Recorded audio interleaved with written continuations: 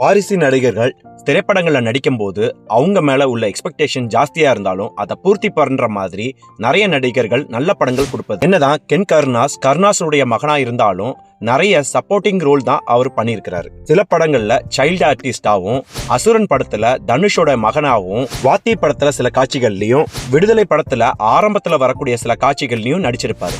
திருச்சிற்றம்பலம், ராயன் போன்ற படங்கள்ல தனுஷ் கிட்ட அசிஸ்டன்ட் டைரக்டராகவும் ஒர்க் பண்ணியிருக்கிறாங்க. இந்த படத்துடைய கதை என்னன்னா, சூரஜ் வெஞ்சிரமோடு தேவதர்ஷினியோட மகனா கென் கருணாஸ் இருக்கிறாரு.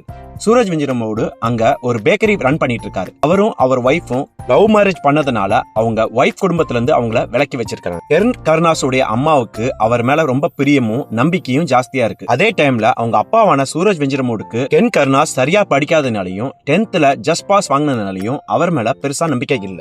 ஏத்தாப்புல கென் கருணாஸ் படிக்காமலையும் ஒரு பொண்ணை லவ் பண்ணி தான் கல்யாணம் பண்ணுங்கிற ஏமோடையும் வாழ்ந்துட்டு இருக்காரு. அந்த டைம்ல அவரை 3 பொண்ணுங்க லவ் பண்ண வேண்டிய ஒரு சிச்சுவேஷன் வருது. அவரு அவங்க அப்பா அம்மா எதிர்பார்க்கிற மாதிரி படிச்சாரா, அந்த 3 பெண்கள்ல யாரையாவது இவர் லவ் பண்ணாரா அப்படிங்கறதா இந்த படத்துடைய மிச்ச கதை.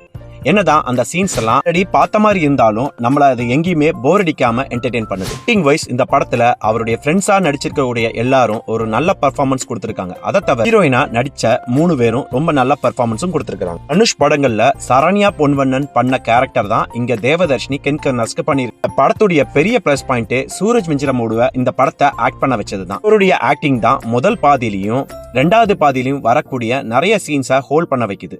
பர்டிகுலரா கிளைமேக்ஸ்ல அவர் பண்ற ஆக்டிங் எப்படிப்பட்ட பர்ஃபார்மர் நமக்கு இன்னொரு தடவை காட்டி கொடுக்கும். படத்துடைய இன்னொரு பெரிய பிளஸ் பாயிண்ட் ஜிவி பிரகாஷோடைய பேக்ரவுண்ட் மியூசிக்கும் சாங்ஸும் தான். அவருடைய கேமரா ஒர்க்கும் எடிட்டிங்கும் ஒரு நீட்டான பெர்ஃபார்மன்ஸ் கொடுத்திருக்காங்க. படத்துடைய பெரிய மைனஸ் பாயிண்டா எனக்கு பட்டது, இந்த படத்துல நம்ம நிறைய படங்கள்ல பார்த்த காட்சிகளை இங்க ரிப்பீட் பண்ண மாதிரி ஒரு ஃபீல் இருந்துச்சு. அட்டகத்தி, 3, பட்டதாரி, டான் மாதிரி படங்கள்லாம் திருப்பி பாக்குற மாதிரி ஒரு ஃபீல் தான் இருந்துச்சு. நிறைய காட்சிகள் ரிப்பீட்டேட்டிவாவும் ரொம்ப யூஷுவலாவும் சினிமாட்டிக்காவும் தான் இருந்துச்சு. கிளைமேக்ஸ்ல அவருடைய மார்க்க பார்க்க போகும்போது நடக்கக்கூடிய காட்சியுமே அப்படிதான் இருந்துச்சு. நிறைய குறைகள் இருந்தாலும் இந்த படம் நம்மள டீசென்ட்டா என்டர்டெயின் பண்ணுது. ஆனா தியேட்டர்ல யங்ஸ்டர்ஸோடைய ரெஸ்பான்ஸ் இந்த படத்துக்கு பயங்கரமா இருக்கிறதுனால ரொம்ப சூப்பரா ஹிட் ஆகி போயிட்டு இருக்கு. இந்த படம் இப்ப தியேட்டர்ல ஹிட் ஆகி ரன் ஆயிட்டு இருக்கு. விருப்பம் இருக்கவங்க பார்த்து என்ஜாய் பண்ணுங்க.